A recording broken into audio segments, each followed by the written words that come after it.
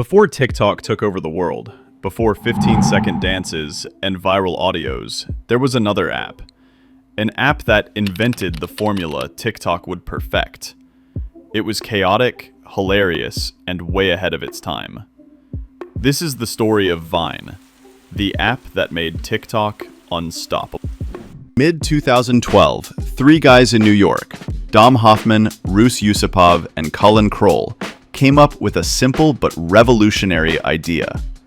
What if video on the internet was shorter than a sentence? They weren't trying to compete with YouTube or television. They wanted something fast, repeatable, and oddly satisfying. Their plan was to create a mobile app where users could record tiny clips that automatically looped. Before the public even got a taste, Twitter stepped in and bought Vine in October 2012 for around $30 million. That purchase happened before the app was officially released, which showed just how much Twitter believed in short-form video, even before TikTok was ever imagined. When Vine finally launched to the public in January 2013 on iOS, it was an instant phenomenon. People didn't just watch videos, they rewatched them on loop, over and over, laughing at the timing, the awkward pauses, and the absurd punchlines packed into 6 seconds. Growth was immediate and explosive. By June 2013, Vine hit 13 million users on iOS alone. After launching on Android soon after, the number skyrocketed to over 40 million registered users by August. Vine wasn't just an app, it was a creative playground.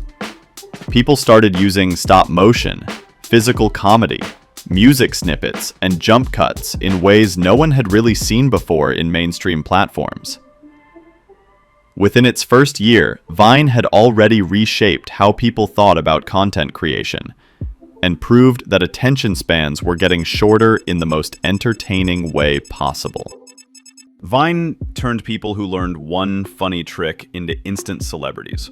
One clip, one perfect timing, and boom, you're viral.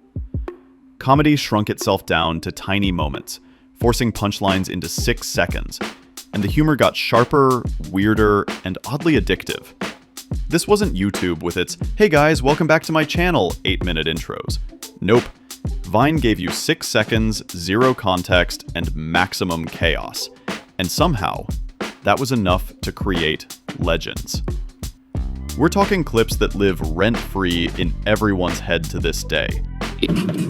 Road work ahead? Yeah, I sure hope it does. Hi, welcome to Chili's. Whoa! Hurricane Katrina! More like Hurricane Tornado. These weren't just quotes, these were personality traits. And Vine accidentally birthed celebrities like it was running a factory. People like Shawn Mendes, yes, the guy who now sells out arenas, started singing into a front-facing camera for 6 seconds at a time. I gave my time for 2 or 3 nights, and I put her on pause. Hello from the other side. King Batch, who turned sketch comedy into a career. Logan and Jake Paul, who somehow evolved from Vine to WWE, boxing, and chaos. Liza Koshy, Lele Pons, and a whole wave of creators who saw 6 seconds and said, "Yeah, I can build an empire with that." It wasn't polished, it wasn't planned, and half the time it wasn't even filmed horizontally. But Vine proved something nobody expected. You don't need a budget. You don't need a script. You don't even need to hold the camera still. If it loops and it's unhinged, it can go viral. Vine didn't just change the internet. It rewired everyone's brain chemistry. But here's where the plot thickens, because nothing good on the internet lasts forever. Vine was huge, yes, but behind the memes and screaming potatoes was chaos. Twitter owned Vine. And let's just say Twitter managing apps is like giving a toddler a goldfish. It's not going to end well. For starters, Vine had no real monetization plan. Creators were pulling in millions of views, shaping culture, literally selling out concerts, yet the app gave them 0 ways to make money. Imagine being Shawn Mendes, realizing your 6-second clip just made Twitter billions of ad impressions, and your paycheck is, "Congrats, you're famous now." Cool, but rent is still due. And then came the sharks. Instagram launched 15-second videos in 2013, which felt like a feature film compared to Vine. Snapchat was exploding with stories. YouTube was paying creators actual money. Vine? Still stuck at 6 seconds, looping like a broken record. Reports at the time mentioned about 18 of Vine's biggest stars coming together to tell Twitter they needed creator payment, revenue share, or sponsorship support, or they'd walk. Twitter basically said, we'll get back to you, and never did. Most of those names bailed soon after, and just like that, creators started migrating, first to Instagram, then YouTube, and eventually TikTok. The community could feel it. By 2016, the energy was gone. The app that once felt like a carnival was now more like an abandoned fairground. Vine wasn't dying because people didn't love it. It was dying because the people running it had no idea what they had. By late 2016, Vine was basically a party where the DJ left, the snacks were stale, and everyone important had already gone home to Instagram. On October 27, 2016, Twitter officially announced it was pulling the plug.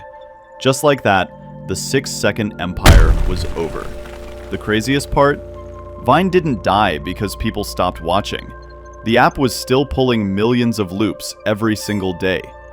It died because the people running it couldn't figure out how to keep the lights on, or how to keep creators happy. Remember those 18 megaviners? Names like King Batch, Lele Pons, Logan Paul, Jake Paul, Amanda Cerny, Brittany Furlan, Marcus Johns, and Daystorm Power, who begged Twitter to set up monetization? They basically handed Twitter the blueprint for survival. Twitter responded with silence. So creators did what creators do. They chased the bag.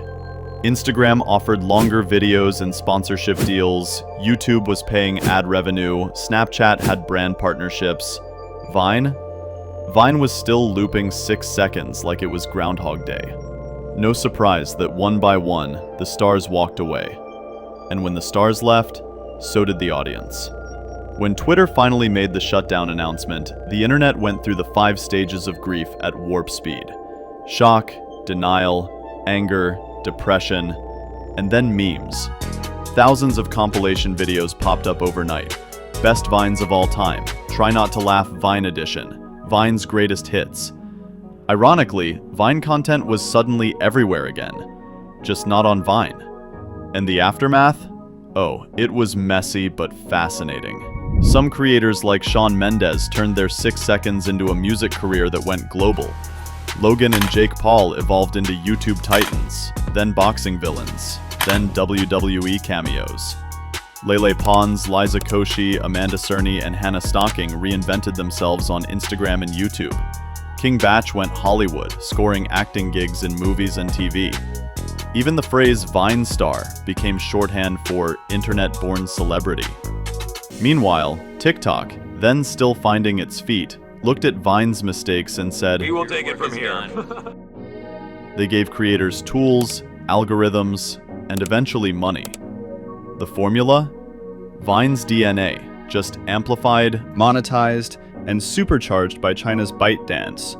So yes, Vine's shutdown felt like the funeral of a best friend, but its spirit never died. In fact, it reincarnated, wearing a new outfit, carrying a new name, TikTok. Vine left too soon, but it left the blueprint for short-form video domination. And TikTok? TikTok made sure never to repeat Vine's mistakes.